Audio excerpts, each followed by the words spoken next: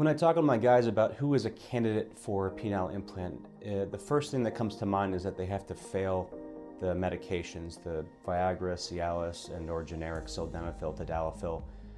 The pills usually are first-line therapy for erectile dysfunction. If they fail that medication, then they are in the candidate state for a penile implant. Secondly, they'll have to want it. I don't like to do this procedure on anybody who doesn't want to get one, and finding out if someone is a right candidate involves a discussion with the patient and hopefully their partner to find out if that would be something that would work in their lives, because that's actually the most important thing, that they can see that they can use it in their lives and that would actually make them happier. Having the expectation that it's something to improve their life and not necessarily be a problem. Next, we really want to make sure that all their medical issues that would make the anesthesia or the post-operative period be great. So sometimes it takes a little bit of time, especially if someone's a diabetic and their blood sugar is out of control. We want to make sure all those medical issues are taken care of before we choose to proceed with a penile implant. Luckily, most of the insurance carriers do cover a penile implant. It really depends. There are certain ones that do not.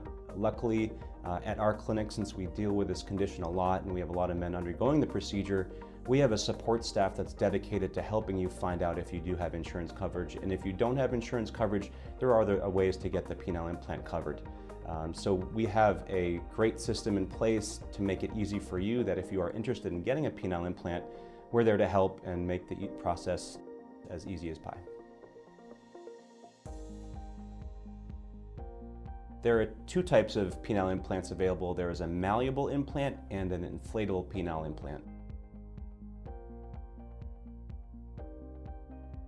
There are several differences between the malleable implant and the inflatable implant. The malleable implant is something that you bend up and when you want to use it, and then you can bend it down when it's not in use, and it maintains the same rigidity.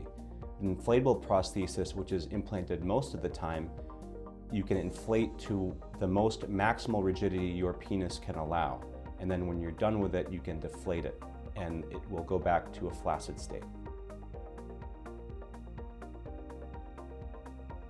To operate the inflatable penile implant, you inflate the device by using the pump. The pump is located at the bottom of your scrotum. You press on it repeatedly to inflate the device to maximal rigidity.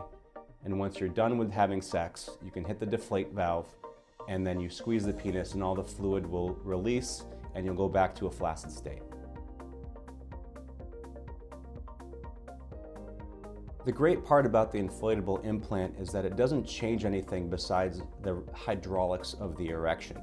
So sensation remains the same, ejaculation remains the same, urination remains the same, orgasm remains the same. It doesn't change anything except the rigidity of your penis, which at the time of the implant you don't have good erections, and this is something to get you there to have great erections. If you're in the locker room naked after having the implant surgery, nobody should be able to tell that you have an implant in place. There is no visualized component of the implant hanging out of you, and therefore it's very discreet. And so nobody should be worried after getting an implant that someone will be able to tell that they have one in place. Obviously, the person who gets the implant will know they have an implant, and maybe their partner. The implant components contain silicone and inert materials that wouldn't cause an allergic reaction. If the implant gets damaged or anything like that, it's not going to cause any harm to you, so it's a very safe implant to get placed inside of you that you would not necessarily have any problems if it was placed within you. The inflatable implant is filled with salt water, and it's a self-contained system that never has to be refilled. The procedure to place an inflatable penile implant is done on an outpatient basis. That means you go home the same day of surgery. Usually I have gentlemen who are undergoing the procedure to take a few days of antibiotics, and they shower the night before with a specific chlorhexidine wash to decrease the chance of surgical site infection. When placing the implant, there is an incision that is chosen. Usually it's above or below the penis or through their prior circumcision incision. And it's a very small incision that usually heals very well. Once the penile implant is opened, it is placed within the erectile cylinders. There's a reservoir that gets placed behind the abdominal wall such that you cannot feel it, and the pump is placed in an easily accessible area within the scrotum. After everything is closed, the patient goes home and they wear a wrap, and they have a small drain to drain the excess fluid around the implant to improve comfort. The recovery after a penile implant surgery varies on the individual. However, I do tell most patients that they'll be out of work for about 2 to 3 weeks afterwards. When they feel comfortable returning to work, that's the time when they can return to work. And the same thing goes for when they're able to use the device. Usually it's about 2 to 4 weeks after surgeries when they can start using the device for intercourse. After you get the penile implant in place, you can use the device when it's comfortable for you. Usually that's after you are able to easily inflate and deflate the device, and that's anywhere around 2 to 6 weeks after surgery.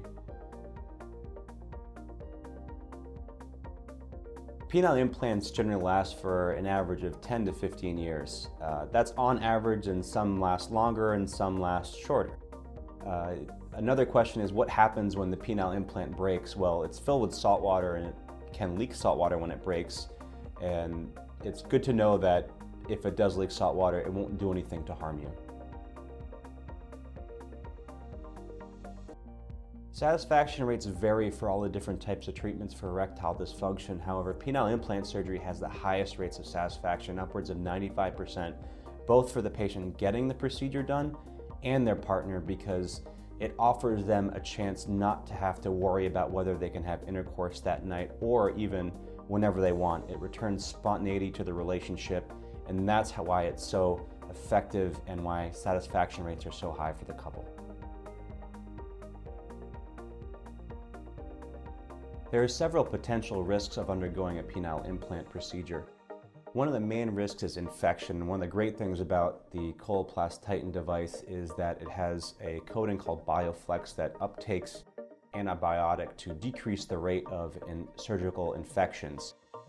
Also, we do many things in the operating room to decrease infection risk, and I'm really proud of our own infection risk at this hospital. It's been less than 0.5% over the past 4 years because we do so many things to decrease that risk.